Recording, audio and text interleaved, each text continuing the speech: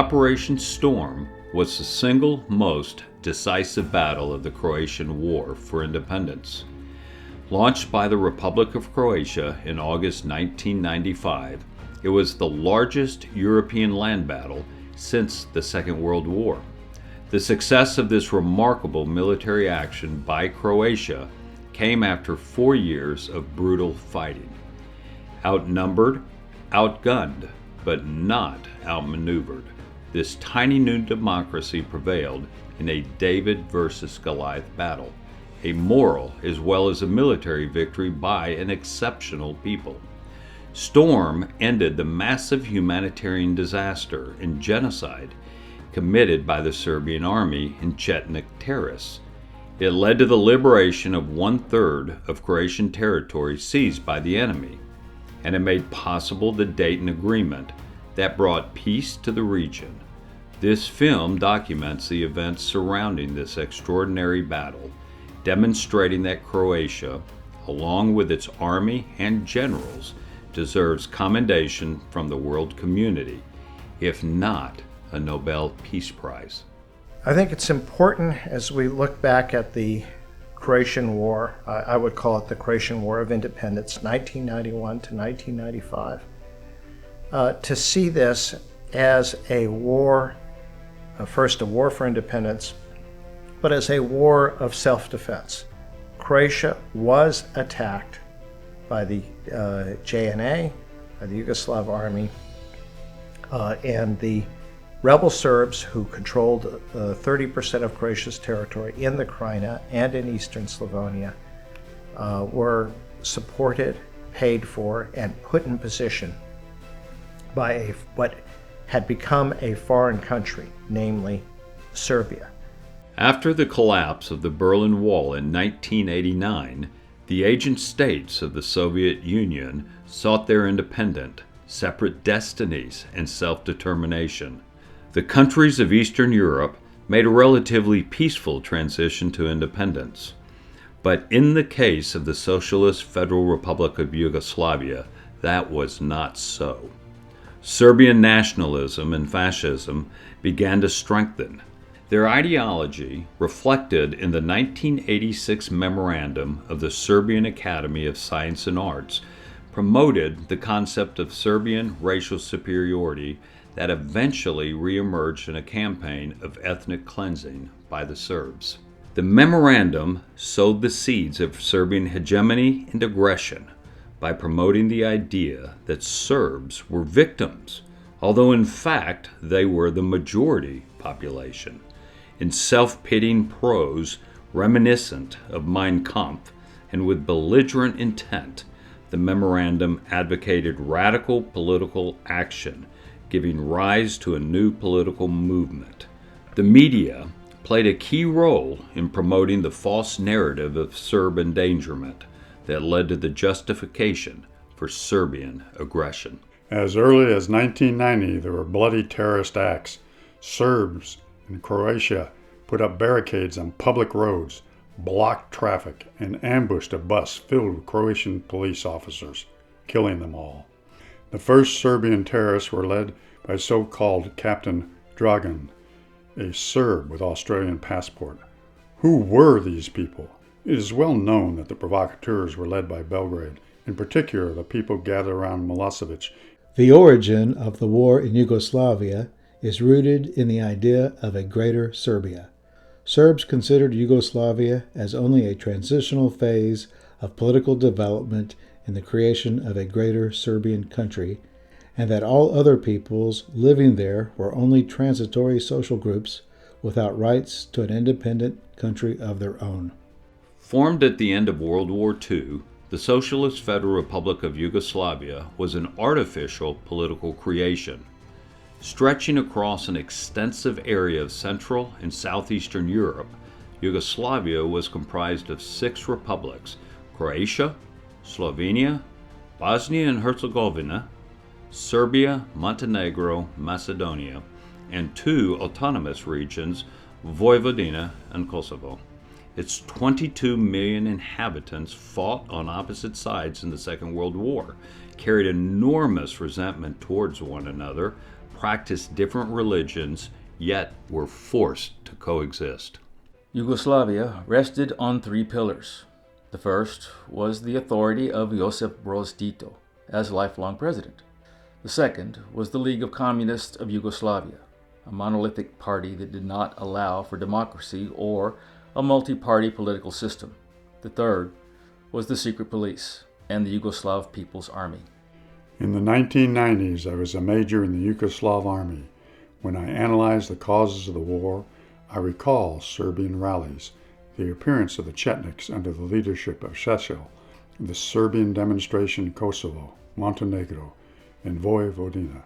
They called for Serbians to arm themselves. I was wondering against whom would they wage war?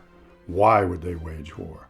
The world must know that the aggression was started by Serbia. Democratic changes could not come about peacefully. The Serbian political leadership had the support of the armed forces of the Yugoslav People's Army. Since the Croatians had been completely disarmed, they knew the Serbs would not protect them. They did not even consider negotiating. They were certain that the Serbs would take the desired areas of Croatia and Bosnia and Herzegovina by military force and proclaim Greater Serbia. On 25 June 1991, Croatia and Slovenia proclaimed their independence. Under pressure from the international community, the implementation of this decision was postponed for 3 months. Exactly 3 months later, on 25 September 1991, the UN called on member states to implement an embargo on the import of weapons to Slovenia and Croatia. This political move by the UN gave the green light to the Yugoslav People's Army and Serbia to use force against those democratic republics that advocated independence and autonomy, all with the intention of preserving Yugoslavia as an artificial creation of the communist regime. That decision triggered the war in former Yugoslavia. Political responsibility is borne by the international community. In July 1991, the armed forces of Serbia and Montenegro, along with the Chetniks, an extreme right-wing nationalist guerrilla force, viciously attacked the Republic of Croatia. Suddenly, fighting began on the territory of Croatia. Several Croatian villages were attacked by Serbs, which the daily Yugoslav newspaper described as a cleaning operation. There is no military term such as cleaning. Rather, we use terms such as attacking, defending, and occupying. Thus, it becomes obvious that they were referring to the ethnic cleansing of the domestic Croatian population by Serbian terrorists and Chetniks. Roads were blocked, the integrity of Croatia was violated, and the Croatian state was practically paralyzed. The war in the former Yugoslavia was started by the Yugoslav People's Army under the political leadership of Slobodan Milosevic.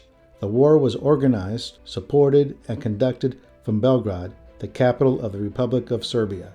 The attack on defenses Vukovar and Dubrovnik on the territory of the Republic of Croatia began with an operation called RAM. This military operation had two basic front lines of action. Their goal was to cut the Republic of Croatia in two. The newly formed Republic of Croatia did not have an army, nor were Croatian citizens permitted to legally own weapons to defend their lives and country. The UN imposed arms embargo on the export of weapons had the effect of leaving the unarmed Croatian, Muslim, and Kosovo population at the mercy of the well-armed Serbian aggressor. This fourth largest army in Europe, unimpeded by international objections, was able to conquer territory, terrify civilian populations, and commit vicious crimes, including genocide. At the beginning of the war, NATO alliance officials predicted that if attacked, Croatia would be forced to surrender within 2 weeks. Thanks to the courage, loyalty, and dedication of the Croatian soldiers, our country was successfully defended under these extremely unfavorable circumstances. 1991 was a critical year for our defenses and for the creation of the modern Republic of Croatia. The final months of 1991 saw the fiercest fighting of the war, culminating in the Battle of the Military Garrisons the siege of Dubrovnik, and the Battle of Vukovar. The Serbs initiated a campaign of ethnic cleansing against Croatian civilians, and most non-Serbs were either killed or expelled from occupied territory by early 1993. I went to see Kissinger and asked him to take steps to prevent Serbian aggression against Croatia. He told me, "Doctor, you are naive. Europe is not about to prevent this war.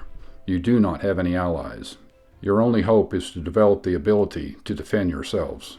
Croatia was forced to defend itself on multiple fronts. It faced exceptionally critical situations from Slavonia to the Dalmatian coast. The defense of the city of Vukovar is symbolic of Croatia's response to aggression. Serbia attacked the city of Vukovar with a force of 80,000 soldiers, 1,600 tanks and armored personnel carriers, 980 artillery weapons, 350 anti-aircraft guns with 750 rocket launchers. The defense of the city was mounted by only 1,850 lightly armed Croatian volunteers. Over the course of the almost 90-day siege, Vukovar was ripped from the heart of Croatia. This was an heroic struggle, often compared to the Battle of Stalingrad. Clearly, it was a legal, legitimate response to Serbian aggression, an act of self-defense that is an inherent, inalienable right of individual and collective right of states to respond to aggression, as provided by Article 51 of the UN Charter. Indeed, according to Chapter 7 of the UN Charter, a defending state is an active participant with the UN Security Council in a joint legal enterprise to stop aggression and restore peace and security. It was here that the young Croatian state established its reputation for courage and determination in the face of overwhelming enemy force. When Vukovar was totally destroyed, the Serb occupier entered the town and committed mass genocide against Croatian civilians. In response to that horror, Croatia created an army capable of halting Serbian aggression. Serb units suffered huge losses and were unable to advance further into Croatian territory. Enormous crimes were committed against Croats and in Croatia, notably the 87-day siege of Vukovar, the systematic destruction of the city, and then the murder of the patients at the Vukovar hospital, and they're being dumped in a mass grave in Ultra. The ethnic cleansing of the Croats in the Krajina region, and many other, the shelling of Zagreb, which I witnessed.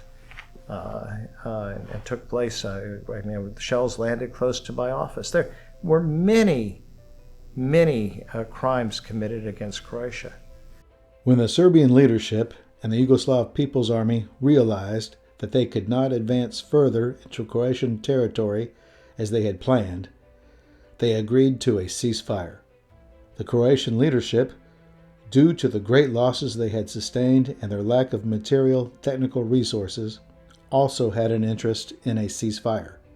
This resulted in the signing of the Sarajevo Agreement for the deployment of UN peacekeepers. The Cyrus-Vance Plan was signed on 2 January 1992. Croatia made the most of this pause in the fighting to establish a professional army to protect against further losses in subsequent warfare. Croatia accepted the Vance Plan, permitting the deployment of a 10,000-strong United Nations protection force on Croatian territory that had been occupied by the Serbs. UNPROFOR was established in February 1992 as an interim arrangement to create the conditions of peace and security required for the negotiation of an overall settlement of the Yugoslavian crisis. The role of the UN troops was to ensure that territory designated as UN-protected areas became and remained demilitarized, and that all persons residing in these areas were protected from fear of armed attack. The role of UN police monitors was to ensure that local police forces carried out their duties without discriminating against persons of any nationality or abusing any human rights. All of 1993 was marked by intense attacks by the Serbian army from Vukovar, Knin, and Obrenovac along the southern Croatian coast. This prevented all normal traffic along the Adriatic Highway, leaving open only a sea route to supply the civilian populations in Dubrovnik and other coastal towns and islands. It took a year before Operation Maslenica reopened the land route. The Serbs had destroyed the main bridge, so Croatia built a pontoon bridge and undertook the construction of a permanent bridge. I didn't know General Gotovina until his arrival as a new commander of the operations zone for the district of Split. He seemed young, energetic, and unworried. We saw before us a young man with new ideas. In taking command from his predecessor, he said, "I came to liberate Knin, and I know how to do it." It was the one statement we least expected but most desired. I wondered then, how does this commander plan to liberate Knin? Over the next 4 or 5 days of the offensive operations, the Croatian army liberated the outskirts of Zadar, the territory near Obrenovac, and the Zemunik airbase. They enabled demining operation to proceed and liberated the village of Srebrenica, where Serbs had massacred the entire civilian population. The official cooperation between Croatia and the United States occurred at 2 levels, militarily and politically. The relationship between the military and intelligence services was excellent. America helped in the training and formation of the Croatian army. American drones were used to collect data. Cooperation at the political level was more complex because of the internal conflicts in the NATO alliance and the contrary interests of some of the European Union countries. By 1994, the U.S. increasingly understood the situation in Croatia and Bosnia and Herzegovina and offered great political support to Croatia, recognizing that Croatia had pursued a policy of adhering to international law. President Tudjman met on at least 8 occasions with U.S. President Bill Clinton. British and French diplomatic policy supported the survival of Yugoslavia as a single state, or as a set of Serbian states that would emerge out of the occupied parts of Croatia and Bosnia and Herzegovina. After 3 years of UNPROFOR's mandate, nothing had been accomplished. The Republic of Croatia decided to end the mission. In a conversation between President Tudjman and U.S. Vice President Al Gore in Copenhagen, it was agreed that UN forces would leave Croatian territory. This resolution was an indication of the good relations between America and Croatia. Due to harsh winter conditions and frigid temperatures, Croatian soldiers could not remain on Mount Dinara for an extended period of time. Units of the 4th Guards Brigade, the 114th Brigade, and the Auxiliary 6th Homeland Regiment arrived at prearranged intervals that allowed for no more than 3 to 5 day stays. A few elite troops had attempted to stay longer, but they died from exposure.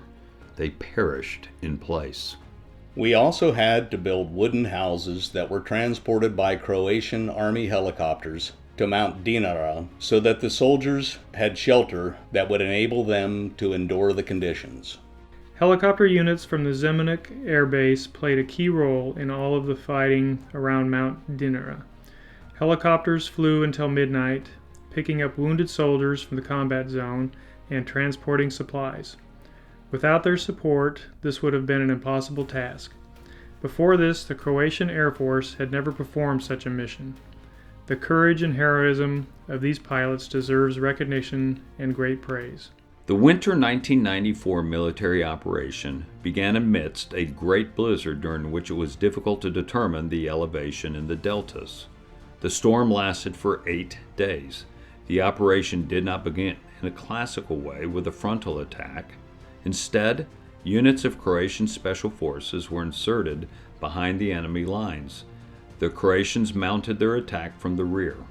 Thus, the Croatians launched the attack using diversionary tactics and then hit from multiple directions. Hit and run to the next target surprised the enemy and enabled the Croatians to win a solid victory. It took nearly 8 months of hard fighting to liberate the area.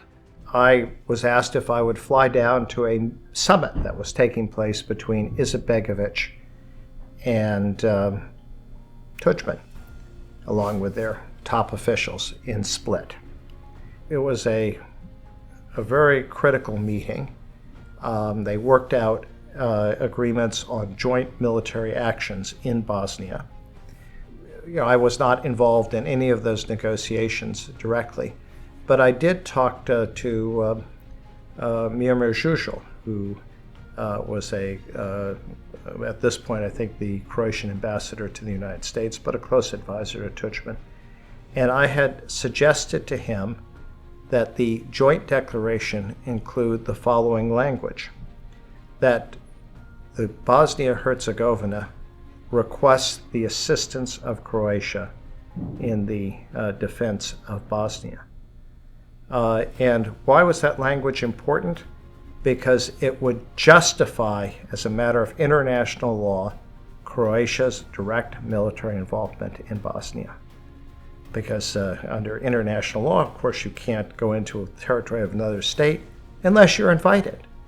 And this was an invitation, and it was an invitation based on the inherent right of self-defense in the UN Charter. And so that was in the declaration. What was looming ahead was the thing that could bring the war to Bosnia to an end and save Bihac.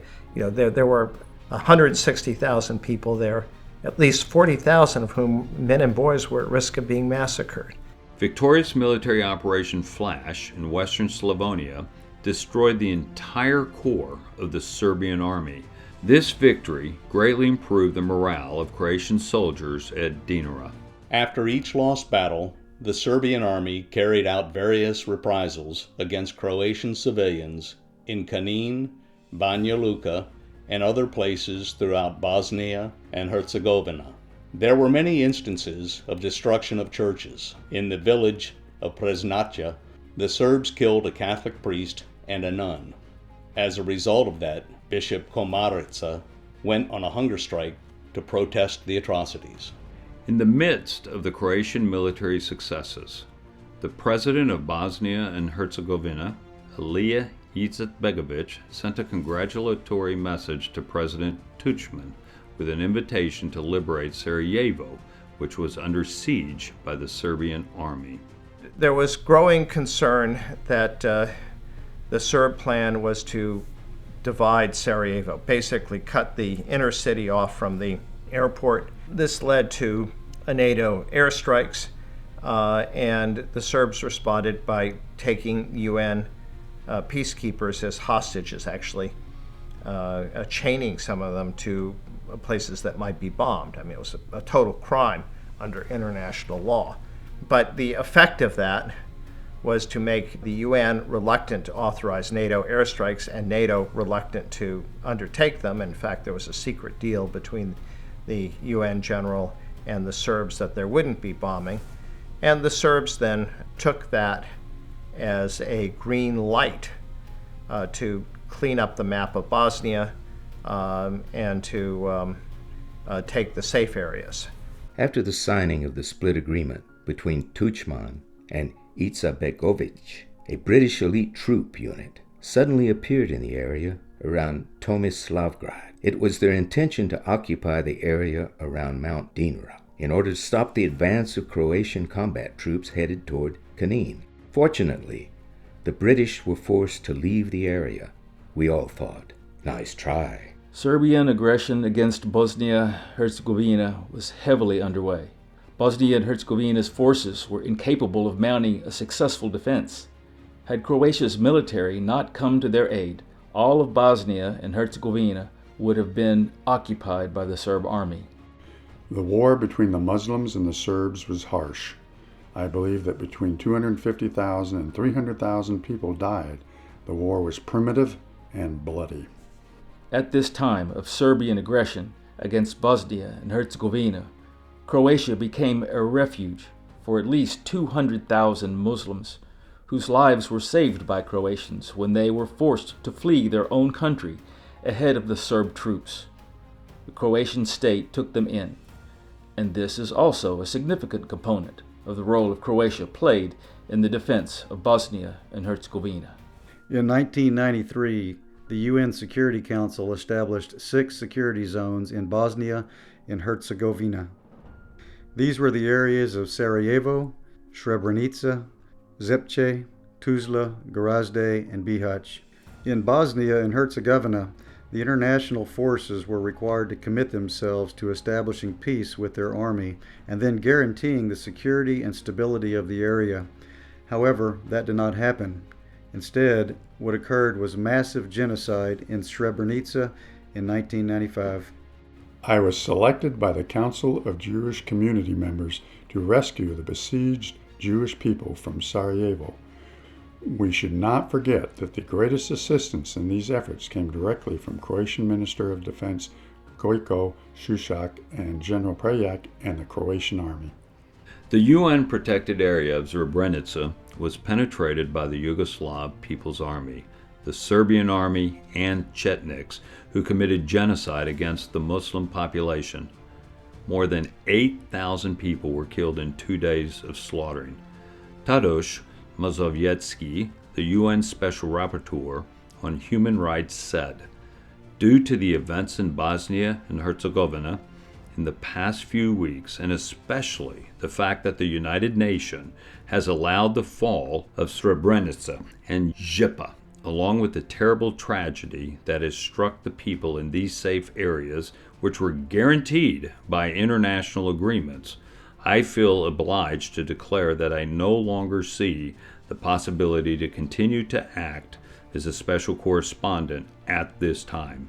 Some countries, including the United Kingdom, concealed and destroyed evidence of the Serbian massacre of the people in Srebrenica." There's no doubt that the evidence of what had happened in Srebrenica changed the thinking in Washington. The fall of Srebrenica demonstrated the complete helplessness of the international community. The deplorable crime of genocide by Serbs, who killed over 8,000 inhabitants in 2 days, was the worst crime in Europe after the Second World War. But Mladic, being Mladic, really a criminal, sadistic, cruel individual, wasn't just content with taking Srebrenica. Bihac had been under siege by Serbian military forces for 2.5 years. Although Bihac was one of 5 security zones under the protection of the United Nations, its 150,000 residents, refugees, and displaced persons were exposed to armed attacks, starvation, poisoning attempts, and threats of genocide.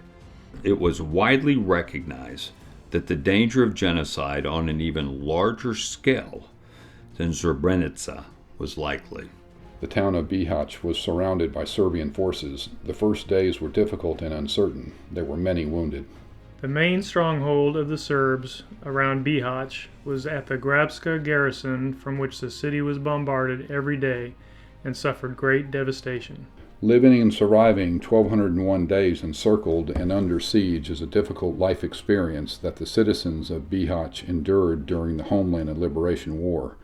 This experience involved daily shelling, killing, fear for life and limb, loss of loved ones, hunger, suffering, destruction of body and soul. We are standing on the front line of the city of Bihac, which was defended by members of the 2nd Croatian Squad along a 42-kilometer front. To the right of us is the city water supply, which was destroyed by the Serbs. The city of Bihac was without water. Bihac was on the edge of survival. The aid coming from Croatia was of crucial importance for the survival of Bihac. As mayor of the city of Bihac, I would like to thank President Tudjman and the Croatian Ministry of Defense for their support, without which the citizens in this area and city could not have survived the siege. The territory of Bihac was defended by the 5th Corps of the Army of Bosnia and Herzegovina and by the Croatian Defense Council. The Serbs fiercely attacked the area and kept it completely encircled. Even worse would be a situation where the Bosnian Serbs and the Croatian Serbs take Bihac, and what are they going to do if they do that? If they do the same thing in Srebrenica, we're going to see 40,000 men and boys murdered. In 1994, U.S. Ambassador to the United Nations, Madeleine Albright, warned the UN Security Council and the entire world that the town of Bihac was under siege by Serbia. We must be grateful to her for her bravery in exposing the situation of civilians who were living under disastrous human conditions. I sent urgent appeals for help to political and military authorities in Zagreb and begged them to understand that the situation we faced in Bihac was urgent and extremely serious. I explained that radical measures were needed to be taken to rescue the population of the city and the surrounding area. NATO carried out an air attack on the Serbian air base Udbina. The head of UNPROFOR, British General Rose, was opposed to the total destruction of Udbina. He warned the Serbs before the NATO attack, giving the Serbs time to remove aircraft from the airfield. Just a few hours after the NATO attack, the base was back in operation, and the Serbs continued their airstrikes against the Croatian population. General Rose was opposed to strengthening the NATO attacks on the Serbs. In response to the attacks, the Serbs closed all of the checkpoints to the civilian traffic, stopped flights to the Sarajevo airport, captured French, Canadian, and Ukrainian soldiers who became hostages, and used them as human shields to deter future possible NATO air raids. It is well known that in several instances, British and French pilots promptly informed the Serbs about their preemptive strikes. Moreover, they dropped their bomb loads in the Adriatic Sea, not on the designated targets. Only American pilots performed their assigned missions properly. One American pilot was shot down and captured by the Serbs, but he was rescued and saved thanks to Croatian special forces. The international community was not prepared for the military action. It was already resigned to the fall of Bihac and accepting the Serbian occupation of 80% of the territory of Bosnia and Herzegovina. Lord Owen, chairman of the contact group that moderated the crisis, spoke to Croatian and Bosnian representatives. He stated, "Don't expect to gain through diplomacy what you haven't been able to achieve militarily." General Gotovina came to my office and said, "Rajko, prepare a map for me. Make a plan to take the Croatian military force towards Glamac." I looked at him and told him, "General, I can do that, but I'm a professional soldier and I have never seen a single military operation in the history of warfare attack an enemy with your own forces divided. One part of the army going west, the other east." General Gotovina responded, "Just straw it, Rajko. It will be fine." I replied, "General, if that will work, you will be inducted into History of Warfare Hall of Fame." And he was. President Franjo Tudjman and Alija Izetbegovic signed a declaration for the implementation of the Treaty of Washington. The most important part of their meeting was an agreement on their military cooperation. Based on this agreement, the Croatian forces launched Operation Summer 1995. The aim of the operation was to break the power of the Serbian Army and Chetniks in the area of Livno, Grohovo, and Glamac, and stop the Serbian attacks in the Bihac safe zone. With Operation Summer 1995, the conditions for the second military phase were created. The second phase would be Operation Storm. The moment that the Croatian army was victorious at Mount Dinara in the hinterlands of Knin, it became clear to the Serbs that they could no longer hold the town of Knin under occupation. Under the circumstances, Milosevic ordered the Serb leaders to prepare for a retreat from Knin and to take with them the entire Serbian population. According to a CIA report, the Army of the Republic of Croatia in 1995 was not the same army as it had been in 1991. It used the 4 years of its existence to create a professional army of 75,000 members classified into 8 brigades with a broad component of another 140,000 members of the National Guard. General Gotovina came to a meeting on Briuni and placed a map in front of President Tudjman and the generals. The meeting was one of heated debate over whether there was sufficient power to liberate Knin. Gotovina was confident that his units were ready because they had been successfully waging war on the battlefield for 8 months and winning every battle. Gotovina told President Tudjman, "My soldiers cannot wait any longer. They see Knin in front of them. We are ready to attack, but we need your command to do so." President Tudjman stood beside Gotovina, placed his hand on the map, and said, "Here it is. All of you do as Gotovina recommends." I got a message, the message I wanted, which was to tell Tudjman that the United States effectively did not object. And I went down and I saw him in Brioni. My message was, said, "We appreciate your willingness to spend treasure and blood to relieve the siege of Bihac. We want to warn you that if things don't go well, don't ask us to help you out. You're going to be on your own." And it included, as I had recommended, important warnings that you have to protect the civilian population, be concerned about human rights, and make sure you don't harm the UN personnel. Of course, Tudjman understood this very clearly, although I said this is not a green light, and he said, yes, I understand it's not a green light, but of course it was a green light, and I knew it, and people in Washington knew it. President Tudjman's position was clear. The Croatian army was not going to quietly stand by as the Serbs and Chetniks engaged in aggression against Bosnia and Herzegovina, while UNPROFOR turned their backs. The international community had the responsibility to prevent the escalation of conflicts, a new tragedy, and more refugees. Croatia was at that time providing safe haven to 600,000 refugees from Bosnia and Herzegovina. On July 21st, I went down to Brioni at the invitation of President Tudjman to join him for dinner with President Demirel of Turkey. And at the end of the dinner, Defense Minister Gojko Šušak pulled me aside to say that President Tudjman had decided on military action through the Krajina to relieve the siege of Bihac. On 4 August 1995, the Croatian army began Operation Storm, a large-scale military offensive in areas occupied by the Serbs. Operation Storm was set out in 4 separate parts, designated Storm 1 through 4, which were allocated to various corps based upon their individual areas of responsibility. Croatia launched its 130,000-strong army.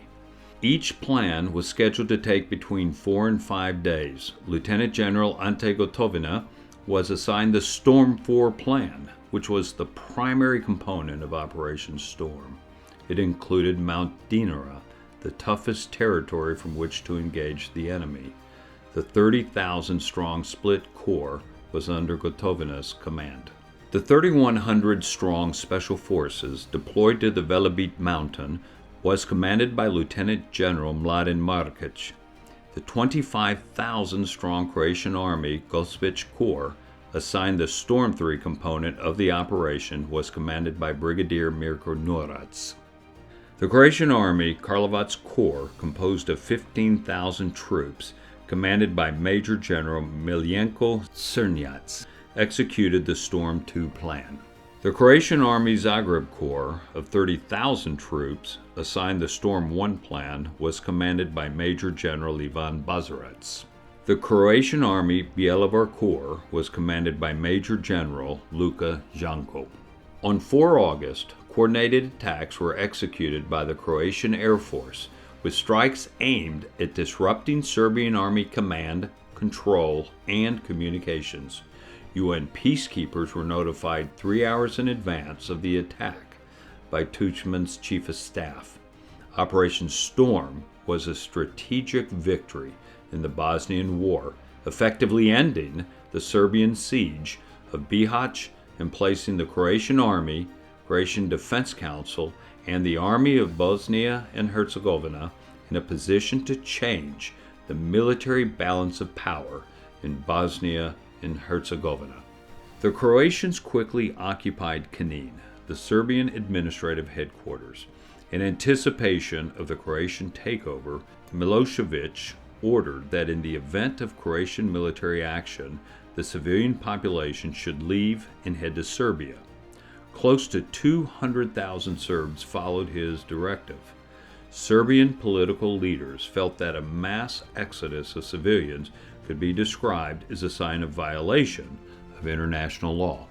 Operation Storm had a tremendous impact on the war in Bosnia, especially when the city of Bihac was liberated and the Serbian army was defeated. An exhausted, traumatized, and famished 150,000 people in the city of Bihac welcomed their Croatian liberators. Storm was the last major battle of the Croatian War of Independence and a major factor in the outcome of the Bosnian War. It was a decisive victory for the Croatian army, which attacked across a 390-mile front against the Serbian army. The battle was launched to restore Croatian control of 4,000 square miles of their own territory, representing 18.4% of Croatia. Operation Storm began at dawn on 4 August 1995 and was declared complete on the evening of 7 August. The operation itself followed an unsuccessful United Nations peacekeeping mission in diplomatic effort to settle the conflict. Operation Storm was well planned. Moving tanks over the Dinara mountain chain and their descent into the city of Knin represents the height of the art of modern warfare. Nowhere in battle at any point in military history have tanks emerged from a direction from which they were not expected, as occurred here.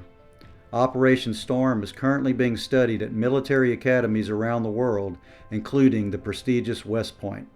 As U.S. General James Mattis told the Croatian Minister of Defense at the Pentagon in 2018, Storm is an operation that is studied in the U.S. military to show what a well-led, well-trained force with good political guidance, how it can change the course of history.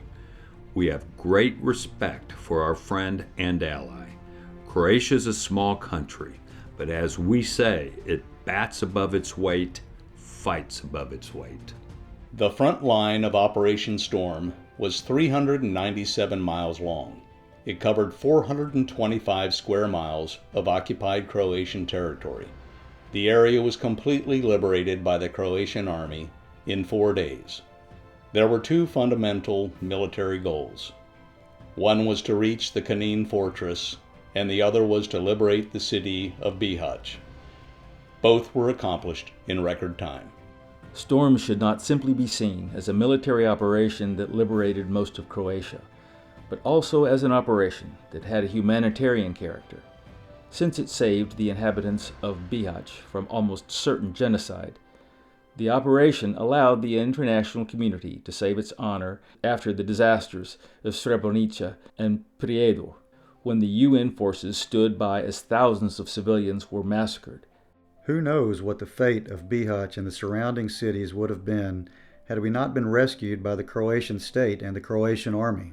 There would probably have been a humanitarian catastrophe with countless victims.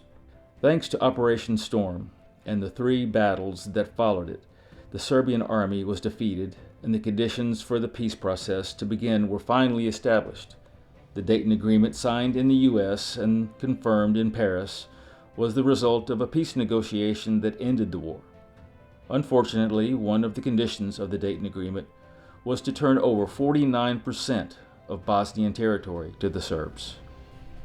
Operation Storm was the turning point in the wars of the former Yugoslavia. Turning point both for the Croatia War, which had begun in 1991, and for the war in Bosnia.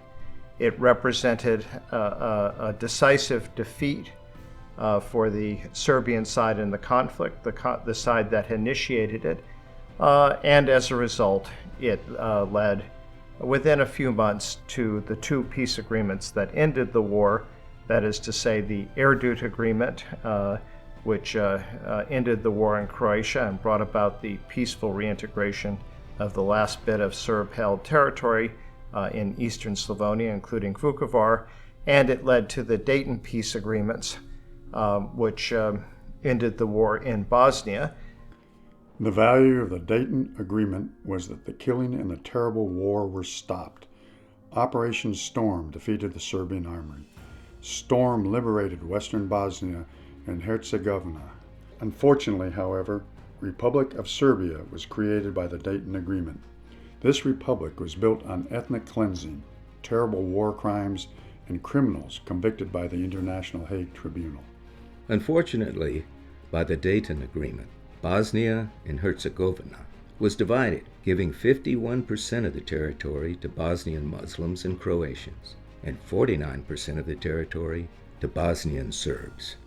For all the criticism, I think, that has been made of Dayton, it was never intended as a roadmap for the organization of a country. It was intended as a means of ending a war.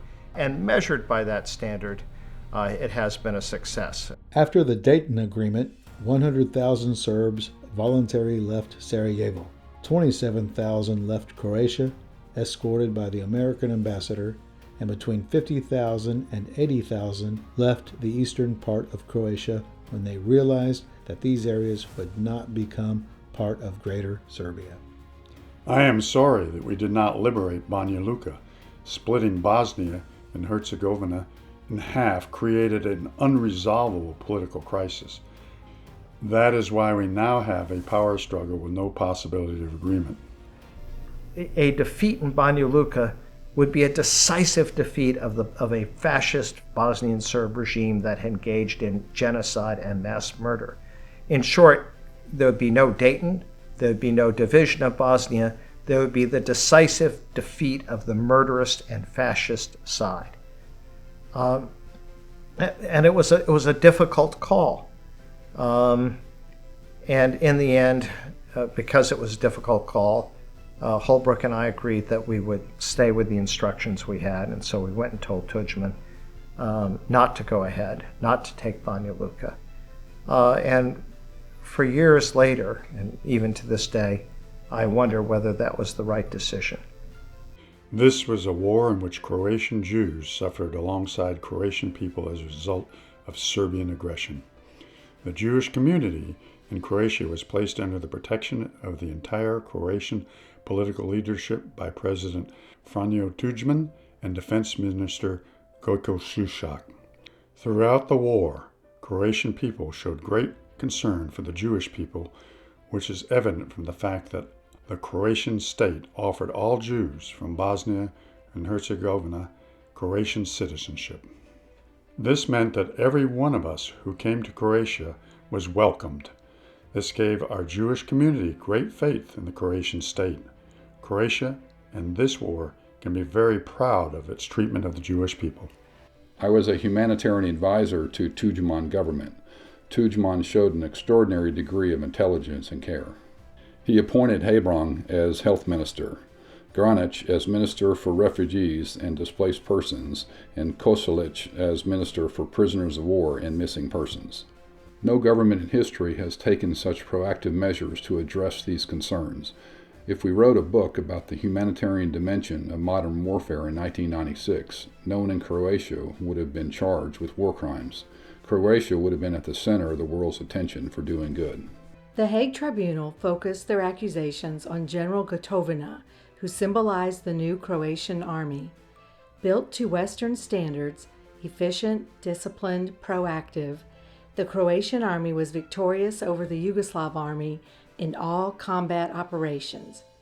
The Hague Tribunal appeared to use General Gotovina as a means to condemn the newly independent Croatian state.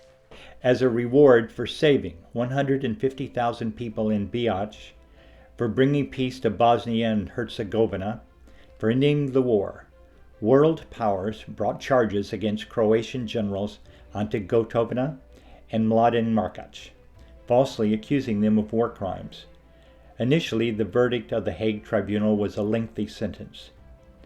This is the only case in human history in which people who defend their homes, save others, end violent occupations, fight against terrorists, and bring about conditions for a peaceful resolution of a conflict are punished for it. Thank goodness that outrageous verdict was overturned in 2015 and our generals were fully exonerated.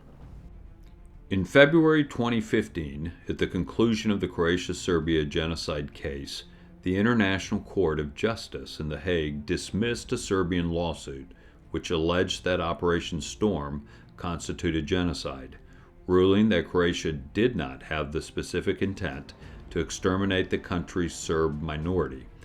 The court also found that the Croatian army left accessible escape routes for Serbian civilians. Gojko Šušak, Minister of Defense of the Republic of Croatia, received recognition from the international Jewish organization JOIN. Generals Prejak, Gotovina, and Tuta played an enormous role in the protection of Jews. It is a historical truth that needs to be repeated thousands of times because the Croatian people have shown that when they have their own state, the government has adopted very high standards in relation to minorities and respecting human rights. Operation Storm was a world-class military operation. It is important to say that the idea of preventing the war crime of genocide came from Croatia. Thanks to this, there is a permanent counselor for the prevention of genocide at the United Nations today. Conceptually and practically, this idea came from the Croatian military defense strategy of President Franjo Tuđman, who was the first to apply the principle of anticipating and confronting genocidal threat in the world. This Croatian contribution to the security of the world is amazing.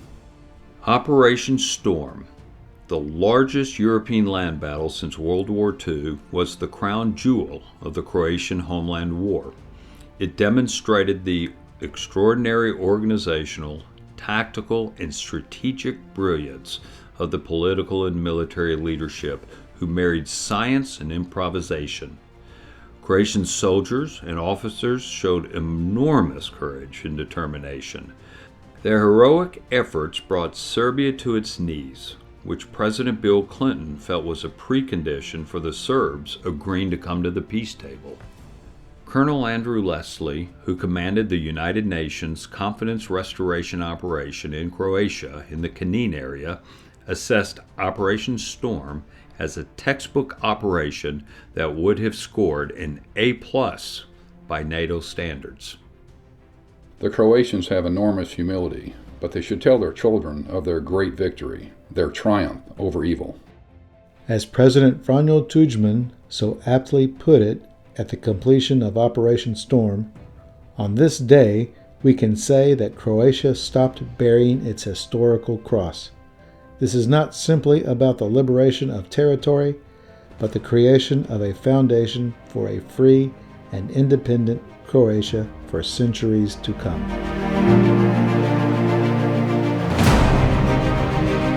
From this day to the ending of the world, Croatian soldiers shall be remembered. This noble feud, this band of brothers,